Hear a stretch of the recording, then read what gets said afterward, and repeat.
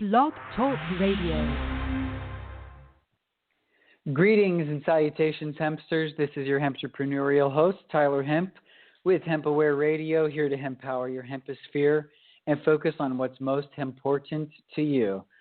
So the reason and purpose for this show is ultimately to usher in a paradigm shift in consciousness and literally manifest peace on earth through the education and utilization of industrial hemp for food, shelter, clothing, energy, healing, and thousands of other products that hemp can produce. Because if our basic needs are met, we can only imagine the things that we can create and design and develop, and the amazing things that we can do with life. If our food is taken care of and we have shelter and we're clothed and we're not concerned about financial worries, our creativity just launches. And so I feel like hemp is a vehicle for that. And if you're listening to today's show, we're going to actually be getting into the medicinal, therapeutic, and recreational aspects of medicinal cannabis. It's not a topic that we get into often, but I feel like with the launching of the Cannapedia.org, it's timely, and more people are turning on to the medicinal side and realizing how long we've actually been utilizing cannabis as a medicine. And so if you want to tune into any previous hemp episodes, you can go to the iTunes podcast library and just type in the word Hemp Aware, all one word, or you can also go to hempaware.com/radio. And if you want to listen to any particular topics, or if you want me to have anyone on the radio show, if you have any ideas, you can email us at hempaware@gmail.com. And as I mentioned, I want to introduce you to as many hemp products and hemp uses and hemp companies as possible so that you can become familiar with hemp and so inundated with it that it just becomes a part of your daily lifestyle and your daily routine to be utilizing hemp. And I want you to start utilizing hemp in a way that maybe you haven't before. Maybe you eat hemp seeds, or maybe you wear some hemp clothing, but I want you to not only continue using hemp, but be doing it in ways that are, benefiting the planet, benefiting your lifestyle, your family. And so today I'm pleased to share with you a very important and helpful platform for the cannabis industry and for cannabis education. And to help me share with you, I have a new friend of mine and the developer and the one who's spearheading the Cannapedia.org website. DJ Nicke is his name, and DJ has a very inspiring story that you'll hear on today's show about how he was introduced to cannabis and how it transformed his life. He's a very intelligent man. He has an amazing background. He's a very creative individual. He's very professional. He'll share a little bit about his background, and so it's an honor to have him on today's show, and involved in the hemp industry and bringing something to you guys that I feel is so crucial. And so to help educate you on the Cannapedia website and this platform and what it's all about, welcome to the show, DJ. I really appreciate having you with us today. Thank you so much for being here. Thank you very much. Yeah, I'm honored to be here. Right on. So first, I'd love to share with our listeners a little bit about your background, where you came from, and how you kind of led up to being introduced to cannabis. Okay, well, I was born in Detroit, Michigan in 1980, which was not a very good time to be born in Detroit, Michigan, especially in the inner city. But my family moved to Florida when I was about 9 years old. And that's where I was exposed to Walt Disney World and learned about animation there and started teaching myself animation after seeing that. And then when I was about 15, my family moved to Australia on the other side of the planet. So Wow. we got out of Detroit, and then I ended up getting into the film industry. And actually at the age of 17, got my first job. At the age of 21, I was one of the youngest animators ever hired by the Walt Disney Animation Studio. And worked there for a bit, worked in the film industry off and on for about 15 years, 20 years all up. But until actually just a few months ago, I was working in the film industry. And as I told you before, I have a bit of a violent past and a lot of extreme situations in my past. And I also come from a very strict Christian family. And one of my friends who has a similar background to mine, but was able to get some help for himself and get his life straightened out, he noticed me sort of wavering. And when I was about 28 years old, he flew me to London and proceeded to de-brainwash me. He took me to a convention called Breaking Convention in 2013, I believe it was, which was on psychedelic medicines. So using cannabis, using LSD, and using what's the ecstasy, the actual medical term for ecstasy. But anyway, they're actually researchers, psychologists, doctors, and PhDs all talking about using these substances in a therapeutic setting. And it was the first time I'd ever even thought of these drugs as medicine. Mm-hmm. And so then I proceeded to go through a clinical setting where I would take cannabis, we would smoke it and inhale it in a supervised setting, in a safe environment with, low light and soft cushions. And we would have an experience, laugh, cry, talk, whatever. And then I would go to sleep. And then the next morning I would wake up and I would have to write for as long as feelings, my thoughts, and my experience. And this went on not every day, every other day, every third day, but regularly for about 3-4 months. And it completely changed my life. And I made realizations about my past and was able to experience past traumas from my childhood, but I experienced them in a way where they didn't actually hurt. It's something that I can't quite explain, but I try and describe it as it's almost like I could take the feelings out of my body and look at them objectively and sort of understand them and then put them back and reintegrate them into my life in a way that I understood them as an adult and they didn't trigger me anymore.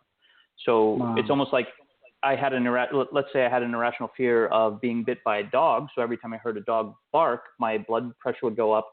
Now I understood why. I understood that it's not every dog that's dangerous, that sort of thing. That's the way I was able to process my own emotions and my own past memories. And it just changed my life. So, how profound. To this day, I don't even believe some of the revelations that came to me under the drug. Because part of me was thinking, maybe I'm just high and this is bull crap. So I would message members of my family and ask them if these events actually happened and if my feelings were true. And every time it came back positive that what I was remembering was true. And it was all a result of letting myself go with the psychedelic experience on cannabis and then writing about it afterwards. That's amazing. And oftentimes, or most of the time, people kind of classify psychedelics or drugs in general as an escape, as, kind of trying to get away from those emotions or hide from them or repress them or suppress them. But you actually utilized this plant to dive into it. It sounds like you were able to specifically, intentionally utilize it to get into the subconscious mind or get into these past memories and heal from them and integrate them, as you said, into your life to where they weren't negatively affecting you. That's 100% correct. Wow. So, and the fact that you came from a very hardcore Christian, non-drug, non-substance using lifestyle, and then this was kind of your first experience with cannabis. I mean, what a profound way to be introduced to it. And so obviously you were inspired by that, and you took it to the next level. And we'll get into the Cannapedia in just a moment. But I mean, so did you know about industrial hemp? Did you know about other uses, or was the cannabis plant kind of just a demonized thing in your mind? Yeah, at that point in time, I knew nothing about the plants, and I'd heard of hemp, and it was something that was in my sister's hand lotion, that I didn't like. Yeah. And that's all that I knew about hemp. And I didn't know anything about the uses of hemp or the cannabis plant and how integral in human history that plant has been. That's something that I only started realizing after, because of course, after, when something changes your life, you want to look into it. You want to understand, why did I never hear about this before? Why did I believe this was evil? and it's actually beneficial to me. So that's when I started looking into it. And of course, the deeper you go into the rabbit hole, the harder it is to go back out. And so in June of this year, I decided to go to my now wife. She was my fiance at the time. She agreed to come with me to the AHA. It's the European Industrial Hemp Association meeting in June. And that was about as comfortable as I was going, because it was industrial hemp. It was talking about using it for fiber, for panels in BMW cars, and for hempcrete and things like that. And so I wanted to learn more. And I have a press pass because of my background in the film industry. So we went as press, and we interviewed some people and met some people. And both my wife and my minds were completely blown. We had no idea just how deep the history of this plant was and how useful it was at level. And so at that point, we both agreed that this was the direction we wanted to go with our lives, and we would start working towards that. So immediately after that convention, I wrote an article about the convention, and I sent it to everyone that I met and everyone that I interviewed and everyone that I mentioned in the article. Just sending it out there, I didn't actually expect anything back. But what did come back was a lot of praise for the article and a lot of offers to go find out more about what they do. And one of those people actually called me up and suggested that we start a nonprofit foundation for bringing accurate information to people. Like what my article did, where I actually researched the facts and I did the hard work and I tried to write it in a plain word form that normal people could understand. He said, why don't we do this properly and full time? And their company, which is a cannabis medicine research laboratory in Spain, they actually offered to fully fund it by paying for my lifestyle if I was willing to, quit my job and move to Spain and live on very little money to pursue this. And so that's what my wife and I did. We actually had just come back from our wedding. We went to the U.S. To get married because that's where I'm from, to meet up with family. And when we came back here a month later, I flew to Spain and signed a contract and agreed to quit my job. And so my wife has also given her resignation. And in January, we're moving to Spain, and we'll both be working on the Cannapedia full time. That is so exciting. So just to acquaint people with the idea of the Cannapedia, essentially this is a platform to, and obviously I'd love to hear your perspective on the purpose of it and the vision, but essentially it's like a cannabis Wikipedia, right? It's a legitimate, factual, scientific, kind of medical-oriented platform where people can get documented, scientific, kind of proven results that cannabis is providing for people. Is that correct? That's correct, yeah. So there's two sort of pillars of the Cannapedia, and one of them is the CannaWiki, which is what you're saying. We want it to be the resource that people can go to get accurate, reliable, and up-to-date information on cannabis. And at the moment, we're covering medical applications for it, but that's simply because there's such a dire need. People are literally dying, and they need this information, and we want to provide a one stop where they can go and they can find everything they need, and they have the links that they need all gathered in one place. But eventually we also want to expand that to talk about all aspects of the hemp plant, which is, as you know, limitless. So, and then the second pillar is the journalistic side of things, and that's where we're working with other hempsters, and we're writing articles in everyday language about the hemp plant, about cannabis as a medicine, about cannabis as a fiber, all the different uses for it. But that's more of a journalistic side of things where we can give a bit of opinions, but we want everything to be well documented and backed up by links and research. So that's the two sides. And then eventually the research side of the CannaWiki will feed the journalism side, where we can just start writing plain worded articles about all the latest research into cannabis. Right. I love it. So you plan on not only having articles and kind of journal entries or like basically covering different medical studies. Do you plan on having other types of media like video production and other things? I know that obviously that's your background, so I would imagine that would be a big part of it as well. Yes, definitely, yeah. And actually, we just got back from CannaFest in Prague, and I took some video there, and the response to those little video clips that I posted on our Facebook has just been astounding. So Before the CannaFest, we had 50 followers, 50 likes on Facebook for our page, because we just started literally a month earlier. And now, a week later, we have close to 800, and our videos have been viewed over 30,000 times. So. Oh my gosh, that's phenomenal! What a great, quick result. I mean, that's amazing. Yeah, it's a little scary because it's almost a little bit too much too soon because, most of the information that we have on the Cannapedia right now is literally like if you type in AIDS to see how AIDS can be treated with cannabis. Right now, all we have is just a list of some of the latest research and most important research, but we haven't had time to go through and read all that and summarize it. So it's a double-edged sword, but I'm glad that the information is getting out there for people. And I've also been very active in forums on Facebook for people suffering from different illnesses who are using cannabis as a medicine.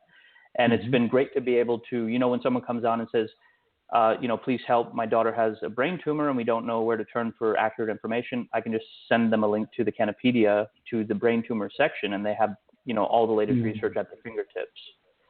So, exactly. Yeah, that's great. And it not only gives them a reference on possibly how to administer or how to dose this medicine, but it gives them a sense of confidence that, look, other people have been doing this. And, I'm sure there's research that has been lost or, pushed under the rug or burnt, or however you want to say it, that was probably very well known and very well established before, the early 21st century.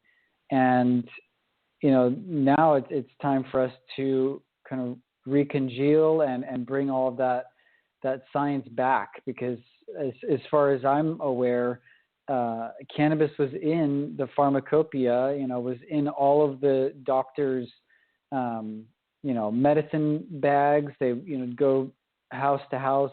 Back in the day, there wasn't really doctor's offices. The doctor would go to your house, and they would bring cannabis indica in their medicine bag and administer it for PMS, for cancer, for glaucoma, for all sorts of different conditions. And it's like all of that information got lost and pushed under the rug with the whole demonization and propaganda campaign to demonize cannabis. So this is really exciting. I feel like this platform is so essential and is going to be, really important for people like you mentioned that are dealing with these conditions. And you actually have – sorry, go ahead. I was just going to ask if you're familiar with the LaGuardia Committee report. No, I haven't heard of that. So just a bit of history, because it's great. I get to research all this, so I actually have all the facts at my fingertips. But, of course, the 1937 Marijuana Tax Act put an extremely high tax on marijuana sales, consumption, everything. It was broad sweeping. And there's many conspiracy theories about why that was introduced, and a lot of compelling evidence that it was definitely for profit and not because this was a dangerous substance. But the mayor of New York, who was Fiorello LaGuardia, didn't like that. And so he actually commissioned his own study and hired a whole team of doctors and scientists to research cannabis. And it was a 5-year study, and he published it. It's called the LaGuardia Committee Report in 1944. But Harry Anslinger, who was the head of the Narcotics Commission, he hated it, and he literally sent out his team to find every printed copy of it and burn it. Right.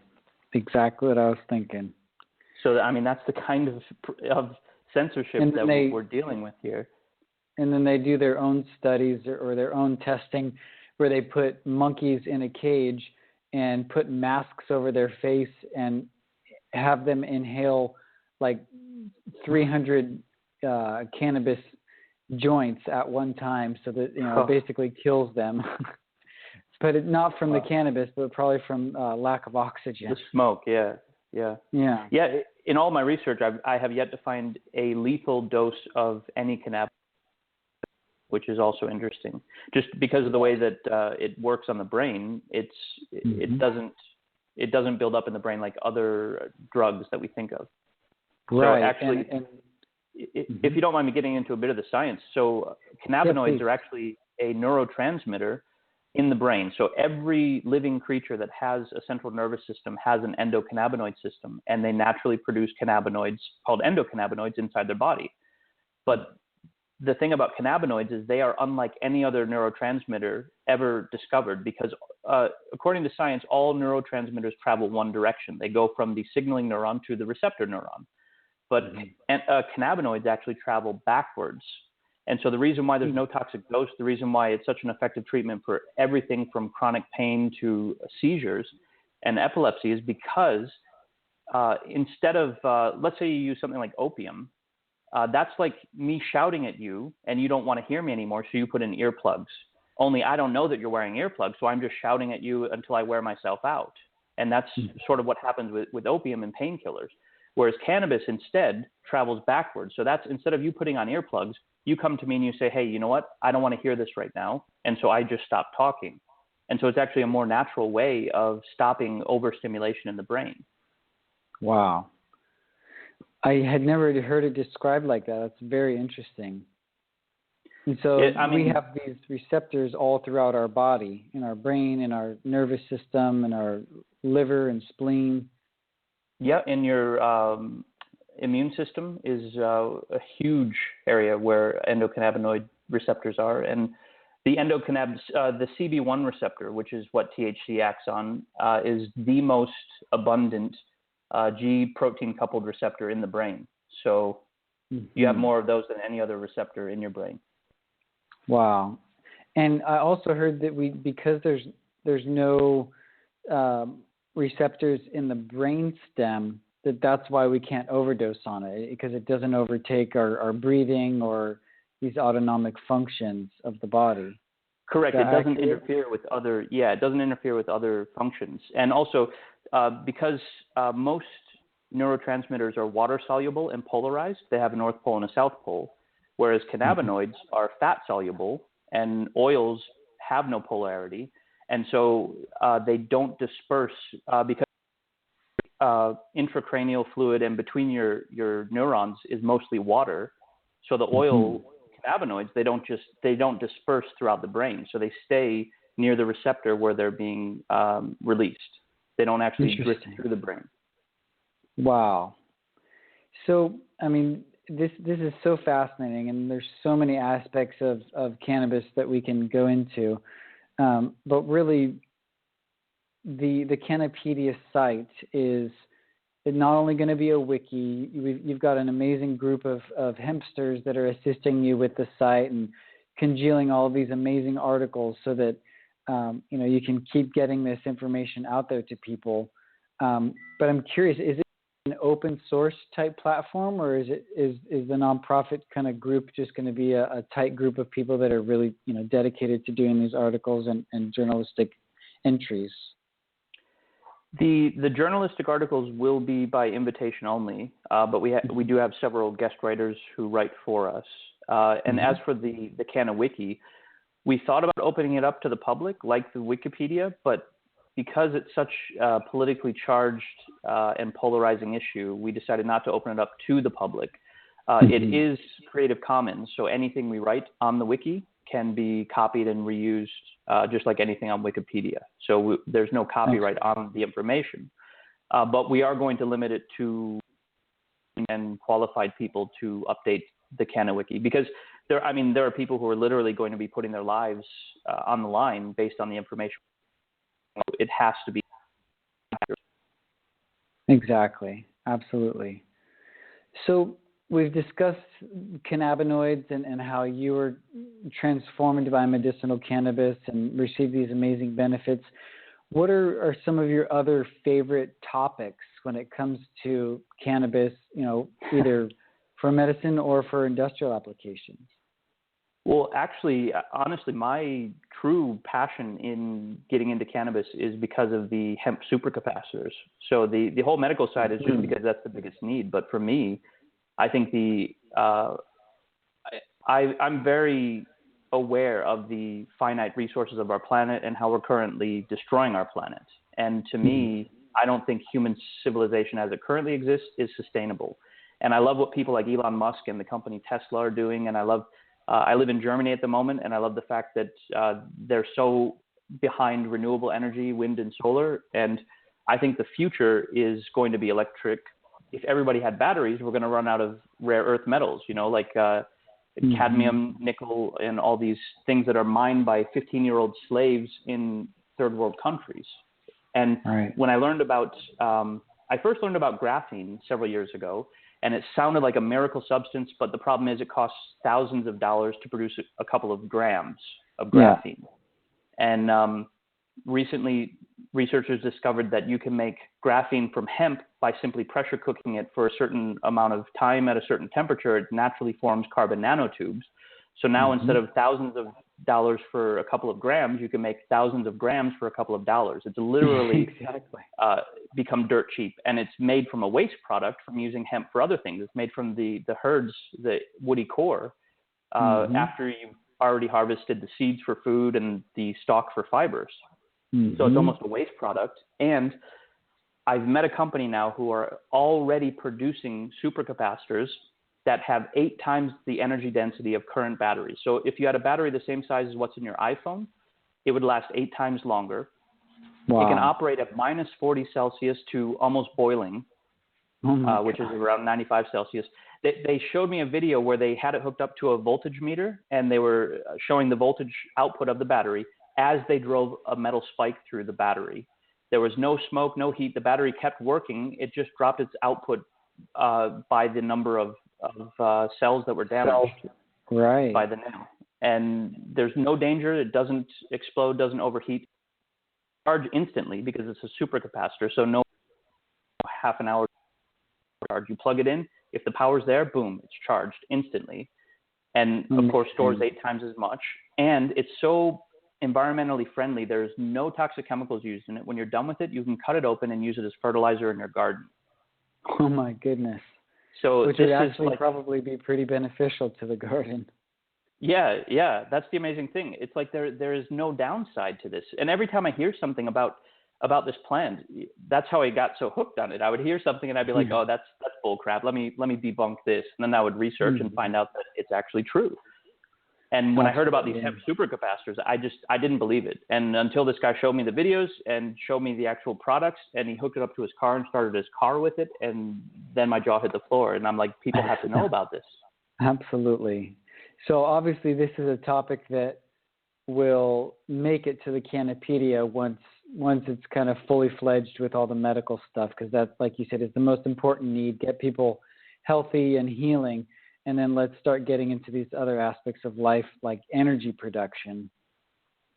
That's correct. Yeah. I mean, that's where my real passion lies. But I think people need something these days. And actually, I just wrote an article today where hemp is being considered now a vegetable and actually basically a superfood. So, so of course, the seed is superfood already, because 100 grams of hemp seed contain more protein than 100 grams of beef, and better protein than egg white. And at the same time, it's a perfectly balanced essential fatty acid profile. You know, the omegas 3, 6, and 9 are the exact ratio that the human body needs. So, but in addition to that, they're finding that when you eat the flowers and the leaves, you can actually take in 100 times more cannabinoids than if you decarboxylate them and heat it. Wow. In that raw form. That's correct. Yeah. And so you can get much higher and much more medicinally valuable doses when you eat it raw, when you juice it or eat it in a salad and things like that. So the doctor I was looking into today, he said that around 10 milligrams of THC is when most people feel a high and euphoric. 50 milligrams is when you start to feel dysphoric. You know, you start to feel paranoid and you start to not like life and you question your existence. That's what people call bad trip. That's around 20 milligrams per kilogram of body weight, I believe it was. Wow. Whereas, well, DJ, I apologize for cutting it off, but we have about 30 seconds left on the show. Oh, no. I'm so thankful. We'll definitely have to do another episode and get into where the website's going and how people can get involved and just help, support this nonprofit. So I want to thank you so much for being on to today's show. It's really, really exciting. I'm really looking forward to having this as a resource. And thank you for your readers, for your listeners for listening. All right. Thanks so much for tuning in today's show. Go hempower your hemposphere. Eat some hemp today. Peace out.